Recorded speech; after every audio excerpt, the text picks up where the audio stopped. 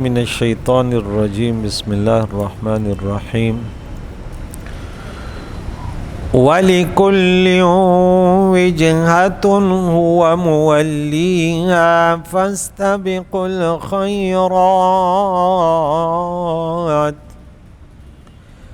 أَيْنَمَا تَكُونُوا يَأْتِ بِكُمُ اللَّهُ جَمِيعًا إِنَّ اللَّهَ عَلَى كُلِّ شَيْءٍ قَدِيرٌ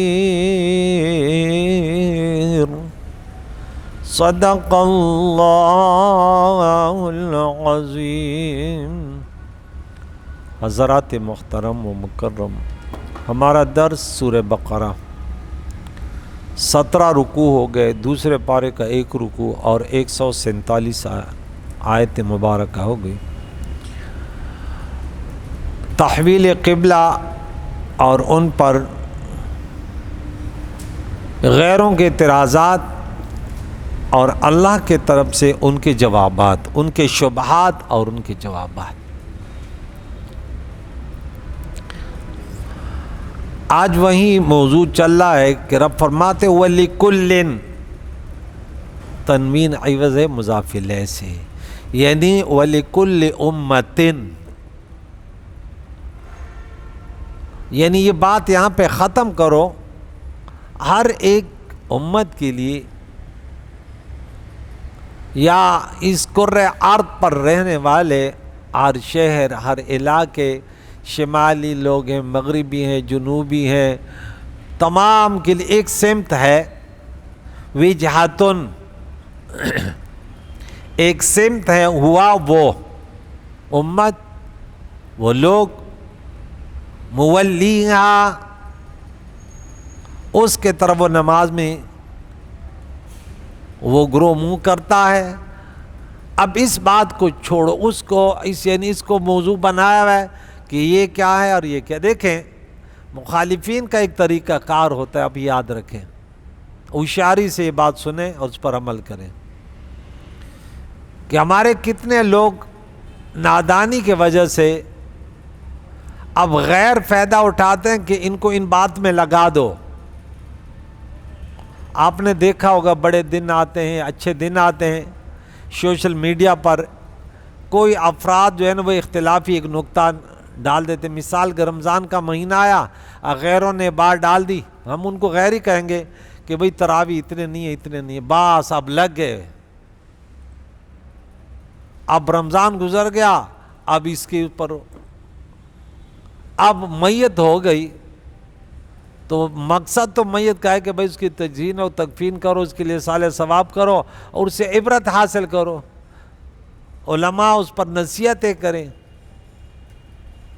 کراچی میں تو ویسے بھی نصیحتیں نہیں ہوتی میت پر، لیکن ہمارے علاقوں میں قبرستان میں سب لوگ جاتے ہیں، بہت ایک گھنٹوں تقریریں ہوتی ہیں اس پہ، اور یقیناً یہی وقت ہوتا ہے کہ انسان نصیحت کرے کہ بھائیو یہ بھی تو اس دنیا میں آیا تھا، انہوں نے بھی بڑی بھاگ دوڑ کی، آج ہم سب ان کو الوداع کرنے آئے ہیں۔ نہیں بھائی وہاں موضوع لگا ہوا ہے، اصالہ ثواب ہے، اصالہ ثواب نہیں ہے، دعا ہے، دعا نہیں ہے، بس وہ موضوع ہی بھول گئے۔ اب انہوں نے ایک شبہ ڈال دیا کہ بھائی مسلمان تو آگے جا رہے ہیں، اللہ کی بندگی کر رہے ہیں، اللہ کا کلام نازل ہو رہا ہے، اس پر عمل کر رہے ہیں، دین اسلام آگے بڑھے، شبہات ڈالو کہ بھئی اگر یہ قبلہ ہوتا تو یوں ہوتا، اور یوں ہوتا تو یوں ہوتا، اور یوں ہوتا تو یوں ہوتا۔ اب رب کریم نے فرمایا چھوڑو یہ باتیں، بس یہ اللہ کا حکم ہے، ہر ایک کے لیے ایک سمت ہے، بس سمت مقصود نہیں ہے، بس اللہ کا حکم ہے، جدھر حکم فرما رہے فَإِنَّمَا تُوَلُّوا فَثَمَّ وَجْهُ اللَّهِ، اس بات کو چھوڑو، فَاسْتَبِقُوا الْخَيْرَاتِ، نیکیوں میں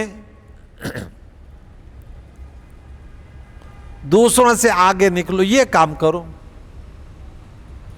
کہ نیکیوں میں دوسروں سے آگے نکلو۔ 33 نمبر غالباً 133 نمبر آیت میں پڑھیں گے سورہ ال عمران میں، وَسَارِعُوا إِلَى مَغْفِرَةٍ مِّن رَبِّكُمْ وَجَنَّةٍ عَرْضُهَا السَّمَاوَاتُ وَالْأَرْضُ أُعِدَّتْ لِلْمُتَّقِينَ، وہاں بھی وساریو، ایک دوسرے سے آگے بڑھو، جا بجا ہم پڑھتے رہیں گے۔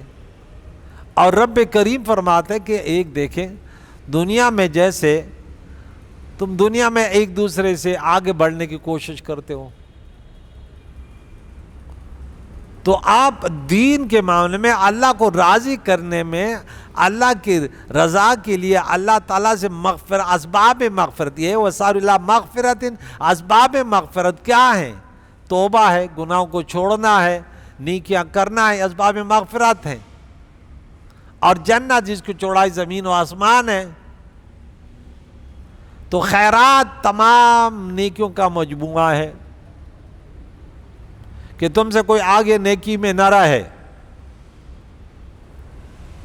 یہاں سے میں مختصر بات کر دوں، ورنہ یہ تفصیل احادیث مبارکہ ایک نماز پر، صبح کے نماز کا مستحب وقت، ظہر کا، عصر کا اور مغرب اور عشاء تک پورے حوالے حدیثوں کے لے کر آیا ہوں۔ میں آپ کو شارٹ بات کروں گا کہ بعض کہتے ہیں کہ بھائی نیکیوں میں جلدی کرو، یعنی وہ اس سے مسئلہ لیتے ہیں، اس آیت مبارکہ سے استنباط کرتے ہیں کہ نماز کو پہلے وقت میں ادا کرو، کیونکہ نماز کیا ہے؟ خیر ہے، بھلائی ہے، اور اللہ فرماتا ہے خیرات بھلائی کی طرف جلدی کرو۔ تو جیسے وقت داخل ہو گیا، مثال کے طور پہ 12:15 بجے داخل ہو گیا، اب زیادہ سے زیادہ بس 12:45 بجے نماز پڑھ لو، تو جلدی ہے نا۔ ہم کہتے ہیں ایسے نہیں ہے، ایسے نہیں ہے، بلکہ اوقات مستحبہ میں نماز کے لیے جلدی کرو، کیونکہ یہ کلام اللہ کا کلام ہے، لیکن اس کو سمجھانے کے لیے دنیا، اس کائنات کا واحد انسان وہ محمد رسول اللہ تھا، اس کی ذات بابرکات ہے کہ ہم نہیں جانتے اس قرآن پاک کو، ہم کون ہوتے ہیں؟ ہمارے پاس علم نہیں ہے بھائی۔ تو حضور سے بڑھ کر اس قرآن کو کوئی کائنات میں، کیونکہ وہ ان کا تو دنیا میں آنا بھی یہ تھا، خلق الانسان علمہ البیان، الرحمن علم القرآن، بعث معلما، ربنا وابعث فیہم رسولا منہم یتلو علیہم آیاتک ویزکیہم الکتاب۔ یہاں غالباً یہاں بھی یہ آج پھر آ رہا ہے کہ کما ارسلنا فیکم رسولا منکم یتلو علیکم آیاتنا ویزکیکم ویعلمکم الکتاب والحکمۃ ویعلمکم ما لم تکونوا تعلمون۔ تو حضور علیہ الصلاۃ والسلام، یہ تمام احادیث مبارکہ یہاں موجود ہیں کہ صبح کے نماز کے بارے میں کیا فرمایا؟ صبح کے نماز میں تاخیر کرو۔ ہاں، نماز فجر کا مستحب وقت جب طلوع فجر کے بعد سفیدی ہو جائے، ظہر کے نماز میں گرمی ہو تو ٹھنڈا کر کے پڑھو، عصر میں تاخیر کرو ہمیشہ لیکن سورج میں زردی نہ آئے، مغرب میں ہمیشہ جلدی کرو، یہ حدیث مبارکہ موجود ہے، اور عشاء میں ہمیشہ تاخیر سے پڑھو۔ اوقات مستحبہ میں جلدی کرو، نفس نماز میں نہیں کہ وہ وقت آ گیا اب جلدی کریں، یہ معنی نہیں ہے۔ سمجھ آئی؟ جو اوقات ہیں، اب جمعے کی نماز رب نے کیا فرمایا؟ اذا نودی للصلاۃ من یوم الفصل، اور بار بار پیارے قائد و جہان ہم الحمدللہ حدیث مبارکہ پڑھاتے ہیں، تو حضور اب وہ کہتے ہیں حضور علیہ الصلاۃ والسلام، یا رسول اللہ نماز کے بولے ٹھیک، تاخیر ذرا ابردو، گرمی ہے، یہ جہنم کی تپش میں سے گرمی۔ اس کے بعد خلفائے راشدین ہیں، کہتے ہیں امیر المومنین نماز کا وقت ہے، بولے ذرا آرام۔ ان سے بڑھ کر کون تھے دین کو سمجھانے کے لیے؟ تو لہذا یہ شارٹ کٹ جواب میں نے دے دیا کہ اس کا یہ معنی نہیں ہے کہ نماز میں جلدی کرو، اس کا یہ معنی نہیں ہے۔ اور پھر کل کو جو ہے نا وہ کوئی نماز جلدی پڑھ رہا ہوگا، ہاں تب بولے کیا کر رہے ہو؟ کہتے رب فرماتے جلدی کرو، خیرات ہے نا، بس جلدی حاصل کرو، نہیں کیا ہے؟ نہیں، آرام سے پڑھو۔ لہذا اب قبلے کی بات چھوڑو، یہ اللہ کا حکم ہے، اور معترضین اعتراضات کرتے رہیں گے جب تک زندہ ہو، اعتراض سنتے رہو، لیکن اس کو مقصود نہ بناؤ کہ انہی کے پیچھے پڑے رہو کہ میں سوشل میڈیا پر کام کر رہا ہوں اور بس لوگوں کے اعتراضات کے جوابات دیتا رہوں۔ ہم نے پڑھ لیا کہ دین یہ دین اسلام ہے، بس اس پر عمل کرنے کی۔ بے نمازی ہمارے ہاں دن بدن بڑھ رہے ہیں، بدکار بڑھ رہے ہیں، حرام خور بڑھ رہے ہیں، والدین کے نافرمان بڑھ رہے ہیں، انہیں ذرا نصیحت کرو، آنسو بہاؤ کہ یہ کیا ہو رہا ہے، مسلمانوں کیا ہو رہا ہے، بیت المقدس پہ قبضہ ہو رہا ہے، مسلمان دنیا میں ہم غیروں کے نظر میں گر رہے ہیں، وجہ کیا ہے؟ وہ بیماریاں حضور نے بتا دیے ہیں، ارے اس کا علاج کیوں نہیں کرتے؟ معالج، آپ اس پہ پڑے ہوئے۔ رب کریم نے فرمانا اینما تکون یاتی بکم اللہ جمیعا، تم جہاں بھی ہو، اس حالت میں بھی ہو، اے مسلمانوں، اے انسانوں، تم سب کو اللہ تعالی جمع کر لے گا، تمہیں لے آئے گا، یاتی بکم،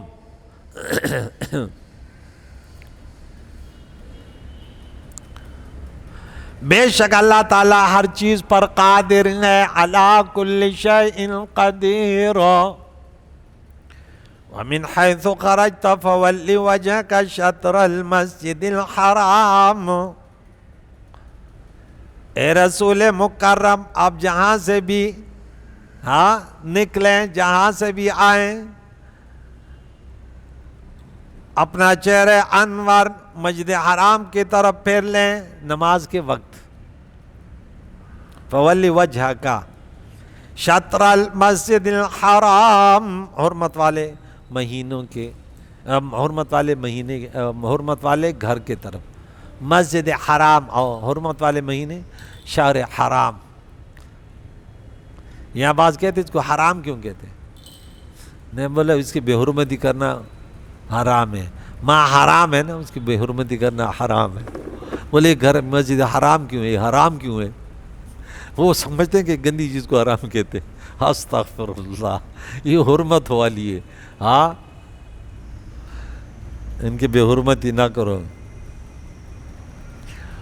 وَإِنَّهُ لَلْحَقُّ مِن رَبِّكَ، بے شک یہ تحویل قبلہ آپ کے رب کے طرف سے برحق ہے۔ وَمَا اللَّهُ بِغَافِلٍ عَمَّا تَعْمَلُونَ، اور اللہ تمہارے کاموں سے بے خبر نہیں ہے، تمہیں جزا اور سزا دے گا۔ وَمِنْ حَيْثُ خَرَجْتَ فَوَلِّ وَجْهَكَ شَطْرَ الْمَسْجِدِ الْحَرَامِ، دوبارہ اے رسول مکرم، جہاں سے بھی آپ نکلیں اپنا چہرہ انور مسجد حرام کے طرف پھیر لو، وجہ کا شطر المسجد الحرام۔ وَحَيْثُ مَا كُنْتُمْ فَوَلُّوا وُجُوهَكُمْ شَطْرَهُ، تیسرا حکم، اے مسلمانوں جہاں کہیں بھی ہو اپنے چہروں کو نماز کے وقت چہرہ قبلے کی طرف کرنا کیا ہے؟ شرط ہے، اس صورت میں کہ جب تمہیں پتہ ہو۔ جب پتہ نہیں ہے پھر کوشش کریں، تحری کریں کہ اس طرح میں، بھلے وہ حقیقت میں آپ نے ادھر بھی منہ کیا تبھی نماز قبول ہے۔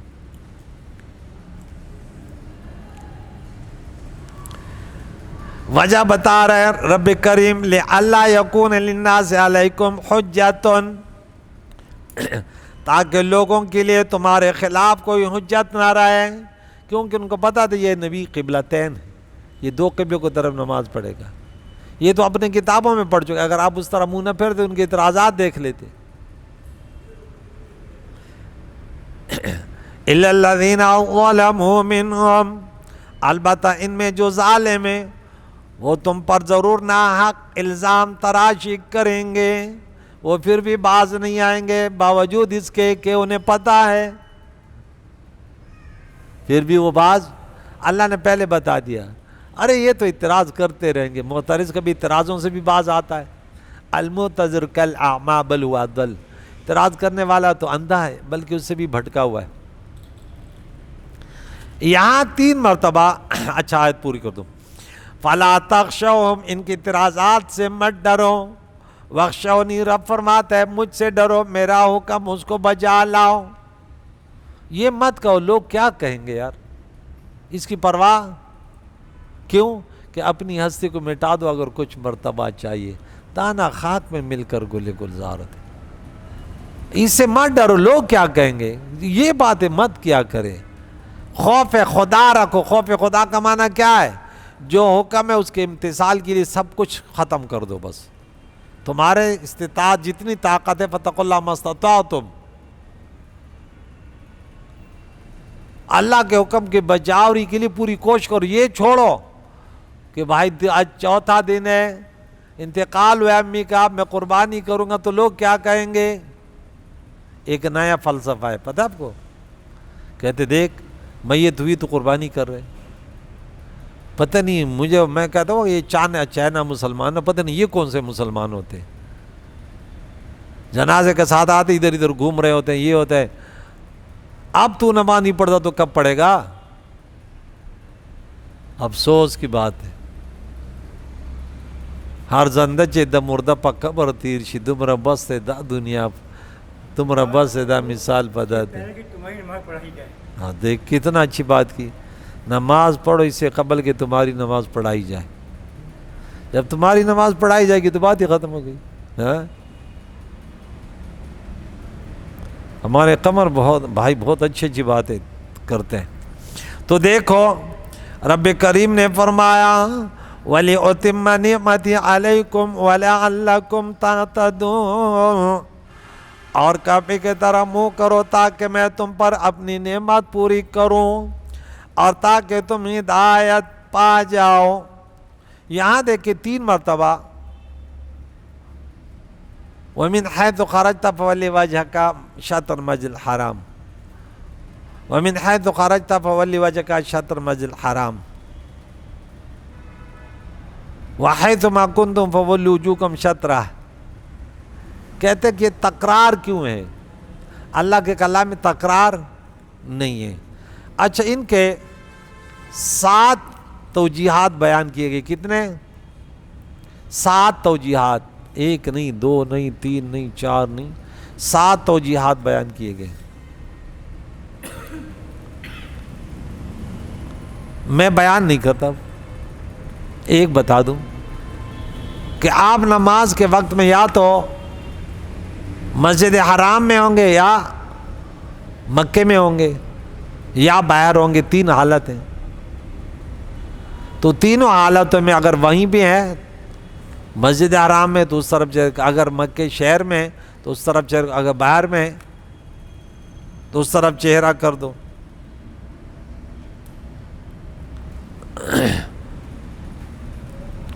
انہوں نے یہ توجیحات بیان کیے.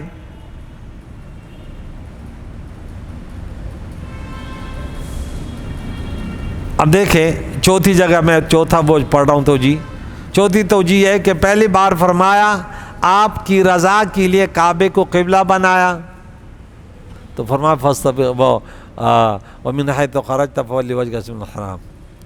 دوسری بار اس لیے فرمایا کہ آپ کے رضا کے علاوہ فی نفسی یہ تحویل قبلہ برحق تھا تو لہذا فَوَلِّ وَجْهَكَ شَطْرَ الْمَسْجِدِ الْحَرَامِ. تیسری بار اس لیے فرمایا کہ یہ حکم عارضی نہیں ہے، دائمی ہے اور تمام زمانوں اور تمام علاقوں کے لیے ہے.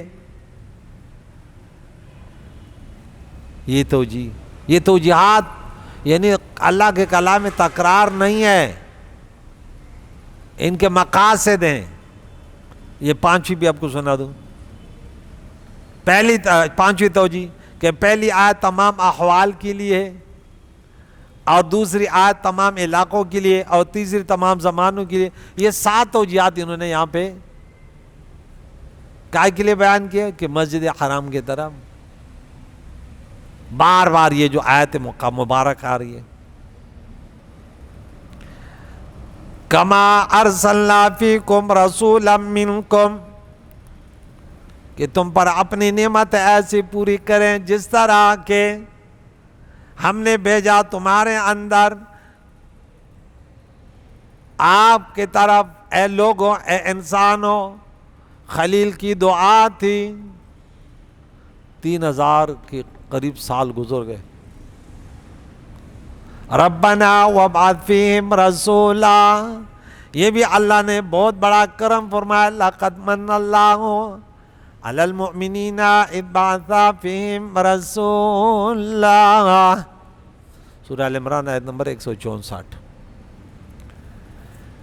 جس طرح ایک عظیم الشان نبی کو مبعوث کیا تمہارے اندر یا تمہارے پاس، یا اللہ کا پیغام لے کر، کتنا بڑا احسان ہے۔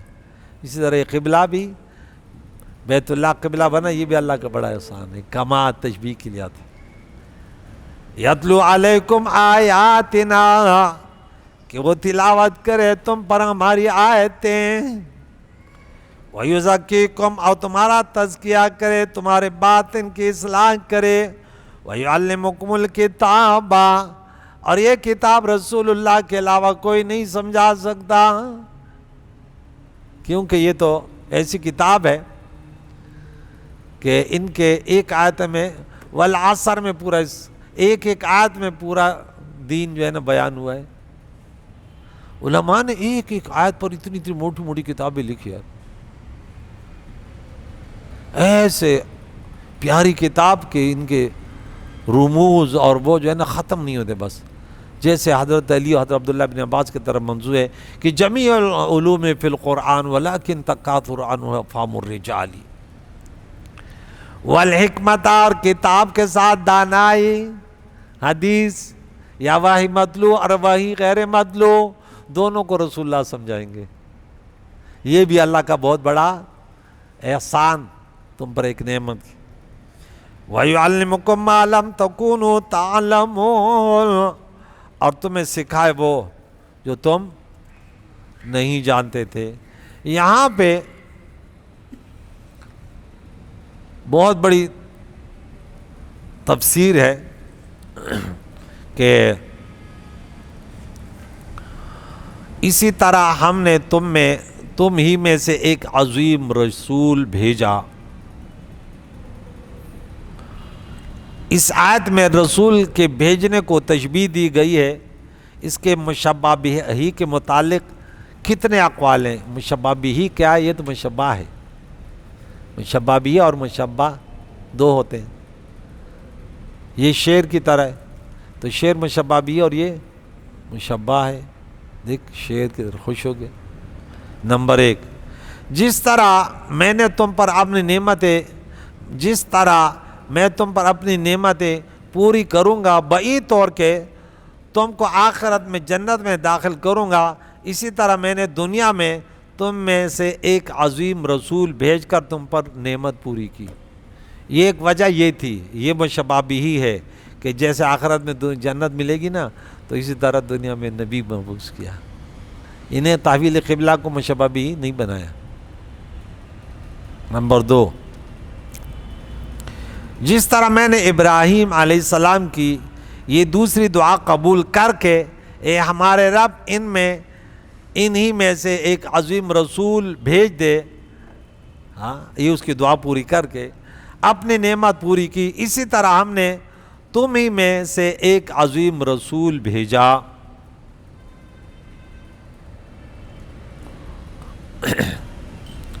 نمبر 2،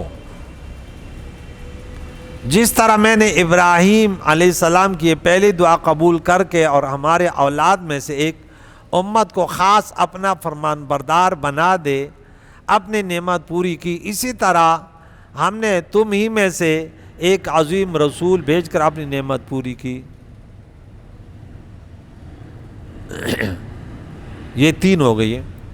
نمبر 4، جس طرح ہم نے تم کو امت وسط افضل بنایا، اسی طرح ہم نے تم ہی میں سے ایک عظیم رسول بھیجا۔ نمبر 5، جس طرح ہم نے کعبہ کو تمہارا قبلہ بنایا، یہ بات تھی جو ظاہر ہمارے ذہن میں آ رہی تھی، جو قیامت تک تمہارا قبلہ رہے گا، جس کے بعد کوئی اور سمت قبلہ نہیں ہوگی، اور جو آخر قبلات ہے، جس طرح ہم نے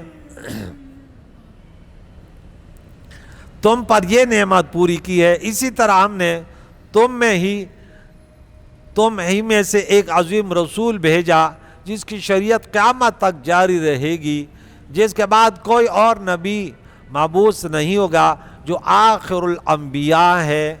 جو یہ کما ارسلنا فیکم کی توجیحات، یا پھر رسول کی تعریف، نبی کی تعریف، اور پھر انبیاء کے مبعوث ہونے کی حکمتیں، ان کے دو کہ اللہ تعالیٰ انبیاء کیوں بھیجتا ہے۔ بعض احکام انسانوں کے عقل سے ماوراء ہیں، جیسے اللہ کا وجود، اس کی وحدانیت، اس کا علم اور اس کی قدرت وغیرہ۔ اللہ تعالیٰ رسولوں کو بھیج کر اپنے بندوں کو ان امور کے طرف رہنمائی انبیاء کے ذریعے فرماتا ہے، اس لیے انبیاء بھیجتا ہے۔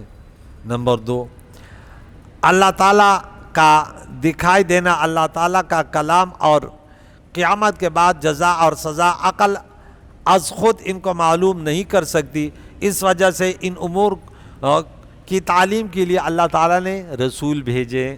نمبر 3، ایک ہی کام بعض اوقات میں اچھا اور بعض اوقات میں برا ہوتا ہے، تو عقل کے ترازو سے اس کی تمیز نہیں ہوتی کہ بھائی ابھی بولا حرام ہے، ابھی بولتا فرض ہے، ایک ٹائم میں حرام اس کے بعد فرض، اور یہ کیا ہے؟ مثلا طلوع غروب اور زوال کے وقت نماز پڑھنا برا ہے اور باقی اوقات میں اچھا ہے، یا عید اور ایام تشریق میں روزہ رکھنا برا ہے یعنی حرام ہے اور باقی اوقات میں اچھا ہے، یا بعض افراد کے اعتبار سے ایک کام اچھا اور بعض افراد کے اعتبار سے برا ہوتا ہے، جیسے کافر حربی کو قتل کرنا اچھا ہے اور مومن یا کافر ذمی کو قتل کرنا برا ہے، اور یہ فرق نبی کے علاوہ کوئی نہیں بتا سکتا، کیونکہ یہ اس کو کہتے ہیں غیب کی باتیں ہوتی ہیں، ان کے انسان کے حواس اور انسان کی عقل اس کو نہیں پرکھ پاتی، تو کہہ لے اس لیے نبیوں کی ضرورت ہوئی۔ نمبر 4، کیا چیز کھانی حلال ہے اور کیا چیز کھانی حرام ہے، اس کو صرف نبی ہی بتا سکتا ہے، ورنہ دنیا والے بڑے بڑے ہوشیار لوگ صبح کے ناشتے میں کیا کھاتے ہیں، اللہ کی پناہ، دنیا کے اعتبار سے تو بڑے، ایک شخص تھا، انہوں نے مولویوں کا مذاق، اس نے بولا ہے شرم حیا کرو، یہ علماء نہ ہوتے نا جس کا تو مذاق اڑا ہے، تو تمہیں کیا تمیز تھی کہ بہن سے نکاح جائز ہے ناجائز ہے، تو صبح کے اس میں جو ہے نا ناشتے میں مینڈک اور چوہے کھا رہا ہوتا، یہ تو مولویوں کو دعا کر کے حلال چیز تمہیں مل رہی، علماء نہ ہوتے تمہیں کیا پتا تھا حلال کیا ہے حرام کیا ہے۔ انبیاء کے تعلیمات تو اب علماء کے فرائض میں ہے نا کہ وہ پہنچائیں۔ نمبر 5، ایک شخص کے اعتبار سے نیک اور بد افعال، ایک خاندان کے اعتبار سے نیک اور بد افعال، اور ایک ملک اور قوم کے اعتبار سے نیک اور بد افعال، نیکی اور بدی کی یہ تفصیل صرف نبی بتا سکتا ہے کہ ان کے لیے صحیح ہے، ان کے لیے صحیح ہے، ان کے لیے صحیح۔ نمبر 6، نیکی پر ابھارنے کے لیے نیکوکار کے ثواب کی تفصیل اور بدی سے گناہ سے بچانے کے لیے گناہ کے عذاب کی خبر بھی صرف نبی ہی بیان کر سکتا ہے۔ 7، ایک فرد، ایک خاندان اور ایک ملک کے حقوق اور فرائض کا تعین بھی صرف نبی ہی کر سکتا ہے۔ نمبر 8، انسان کی قوت علمی اور قوت عملی کو کامل کر کے اس کے ظاہر اور باطن کو پاک صاف کرنا اور مزین کرنا، یہ بھی صرف نبی کا منصب ہے، اس لیے وہ یزکیہم کہا، وہ یزکیکم۔ نمبر 9، مختلف غذاؤں کے فوائد اور نقصانات بیان کرنا، اس طرح مختلف صنعتوں کے اسرار بیان کرنا، یہ صرف نبی کا حصہ ہے۔ تلک عشرۃ کاملہ، 10واں، نبی کو دنیا میں بھیج کر اللہ تعالیٰ بندوں پر اپنی حجت پوری کرتا ہے تاکہ قیامت کے دن کوئی شخص یہ نہ کہہ سکے کہ ہم اس لیے گمراہ ہو گئے کہ ہم کو کوئی بتانے والا نہیں آیا۔ علامہ ابن حمام نے بڑی اچھی باتیں لکھی، یہ بہت ضروری ہے، بڑے محقق علی الاطلاق ہے کہ نبی کے شرائط کیا ہے۔ نبی کا مذکر ہونا شرط ہے، عورت نبی نہیں ہوتی، کیونکہ عورت کے اندر یہ صفات اللہ نے نہیں رکھے، ان کے اندر کمزوری ہے، اور ان کے لیے کامل عقل والا ہونا چاہیے۔ نمبر 2، عقل اور خلقت کے اعتبار سے نبی اپنے زمانے میں سب سے کامل ہو، لیکن یہ کمال بحث کے وقت ضروری ہے، کیونکہ بحث سے پہلے حضرت موسیٰ علیہ السلام کی زبان میں لکنت تھی، جیسا کہ قرآن مجید میں ہے۔ انہوں نے بحث کے وقت لکنت کے ازالے کے لیے بھی دعا کی۔ نمبر 3، ذہانت اور رائے کے اصابت اور قوت کے اعتبار سے وہ سب سے کامل ہو، کیونکہ نبی پوری قوم کے معاملات کا منتظم اور ان کے مشکلات کا مرجع ہوتا ہے۔ نمبر 3، ذہانت اور رائے کے اصابت، اچھا یہ ہو گیا۔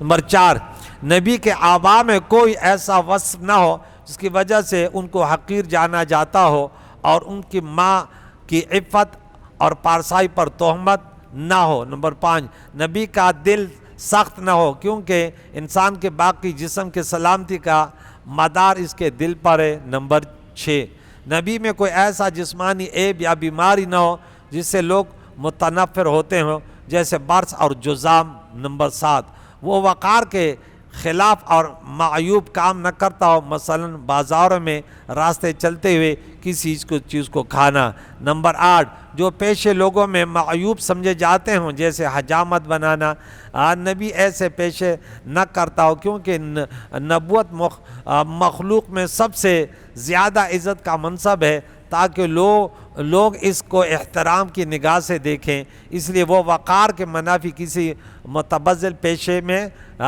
جس کو ذلیل سمجھائے وہ نہ کرے۔ نمبر 9، نبوت سے پہلے اور نبوت کے بعد نبی کفر سے بالاجماع معصوم ہو، باقی معاصی میں تفصیل ہے۔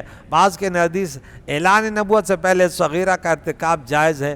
ہماری تحقیق یہ ہے کہ نبی نبوت سے پہلے اور نبوت کے بعد عمدن معصیت ارتکاب سے معصوم ہے۔ ہاں بعض اوقات نسیان یا اجتہاد سے بظاہر خطا ہو جاتی ہے، باقی صغیرہ ہو کبیرہ ہو وہ ہر گناہ سے معصوم ہے۔ آخری بات 10، نبی کے صدق کو ظاہر کرنے کے لیے معجزہ کا اظہار بھی شرط ہے۔ یہ چند باتیں تھی آپ نے سماعت کی، مزید انہوں نے نبی کے متعلق رسولوں کے متعلق باتیں کی ہیں، لیکن یہ باتیں سن لیا کریں کہ بعض لوگ کہتے ہیں نا جاہل مقررین پھر اسی قسم کی باتیں کر لیتے ہیں۔ اب ایک شخص آج نماز کے مسائل میں پوچھا تو میں نے بولا یوں ہے، تو بولا اس کی تفصیل چاہیے۔ میں نے بولا اس کی تفصیل یہ ہے کہ بھائی یہ جو آپ کہتے ہیں کہ یوں ہے نا، یہ واجبات میں سے نہیں، یہ بات ختم ہو گئی۔ آپ نے بڑے بڑے چیزیں یاد کر لی، اس سے بہت سارے مسائل خود بخود حل ہو جاتے ہیں۔ ڈاکٹر جو ہے نا وہ آپ ان کے پاس بڑے بڑے وہ ہوتے ہیں، کیا ہوتے ہیں، پوائنٹ ہوتے ہیں، یا اس کو کیا کہتے ہیں، اس پر وہ سب چیزوں کو کور کرتا ہے۔ اب ہر چیز کے اس میں گھسنا اور یہ فلاں ضیاء وقت ہوتا ہے۔ ہر کوئی کہتا ہے ہر چیز کی تفصیل ہونی چاہیے۔ اب آپ نے 10 باتیں نبی کے بارے میں یاد کر لیے، اب آپ کے لیے آسان ہو گئی۔ اب کوئی ایسے واقعات بیان کرے جس میں اللہ کے نبی کے طرف سے کہ وہ یوں کام کرتا تھا، یا ان کو ایسے بیماری لگ گئی، یا ان کے فلاں یوں تھا، تو بولا بھائی یہ ہم نے سنا تھا کہ انبیاء ایسے عیوب سے پاک ہوتے ہیں۔ اب دیکھیں علماء کو بھی اس سے بہت سارا سبق مل گیا کہ وہ بھی ایسے کوئی حرکت نہ کرے جو لوگوں کے اب ممبر رسول پر بیٹھنے والے، مصلی پر کھڑے ہونے والے لوگ اس کی اقتداء کرتے ہیں اور اس کی حرکتیں دیکھیں، تو ان کو ان منصب کا لحاظ کرنا چاہیے۔ کریم اللہ سے دعا ہے ہمیں قرآن مجید فرقان حمید میں کل یوم کیا ہے، عرفہ ہے نا، ہمارا پرسو ہے، اللہ تعالیٰ حجاج ان کی برکت سے ہم سب کو زیارت حرمین شریفین نصیب فرمائے۔ اللہ تعالیٰ ہماری مشکلات آسان فرمائے۔ جن لوگوں نے قربانیوں کی نیتیں کی ہیں اللہ سب کی قربانیوں کو قبول فرمائے۔ جو بیمار ہیں اللہ انہیں صحت دے، بے روزگاروں کو رزق حلال، ہم سب کے محرومینوں کی مغفرت، زندگی دین اسلام پر جینا، اس پر موت نصیب فرمائے۔ صلی اللہ تعالیٰ محمد و صحبہ اجمعین۔